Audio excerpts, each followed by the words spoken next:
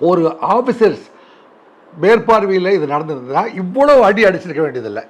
இன்னும் வந்து கடுமையாக சொல்லப்போனால், நாங்கள் வந்து போலீஸ் ட்ரைனிங் காலேஜுடைய வைஸ் பிரின்ஸ்பாலாக வந்து 3 பேட்ச் ஆஃப் கான்ஸ்டபிள்ஸ்க்கு வந்து நான் ட்ரைனிங் கொடுத்து, அப்புறம் ஒரு 2 ஆவடி பட்டாபிராமில் இருக்கிற அந்த வீராபுரத்தில் இருக்கிறதுக்கெல்லாம் நான் எக்ஸாமினராக போயிருக்கேன். அப்போ அவங்க ஒரு 5000 கான்ஸ்டபிளுக்கு வந்து நாங்கள் ட்ரைனிங் கொடுத்து அவங்களுக்கு அட்வைஸ் பண்ணி அனுப்பும்போதெல்லாம் இந்த மாதிரியான மெத்தட் ஆஃப் ஆப்ரேஷன்லாம் பண்ணக்கூடாது தான் சொல்லி அனுப்பியிருக்கோம். சப் இன்ஸ்பெக்டருக்கு 1 வருஷம் ட்ரைனிங், 6 மாதம் ப்ராக்டிக்கல் கிளாஸு.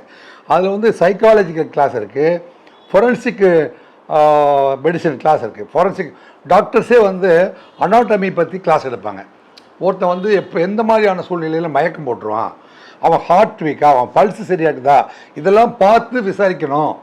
எனக்கு அவன் என்ன மனநிலையில் இருந்தான் அப்படிங்கிறதெல்லாம் வந்து கருதி அவனுடைய உளவியல் ரீதியாக வந்து அவன் என்ன மனநிலையில் இருக்கான், அவன் ஒருவேளை தற்கொலைக்கு முயற்சி செய்கிறானா, அல்லது வந்து இதுக்கு மேலே அவமானப்படுத்தினா அவன் வந்து ஊரை விட்டு ஓடி அல்லது உலகத்தை விட்டே போயிடணும்னு முடிவு எடுக்கிற அளவுக்கெல்லாம் அவமானப்படுத்தக்கூடாது அப்படிலாம் நாங்கள் வந்து சொல்லி பயிற்சி கொடுக்குறோம்.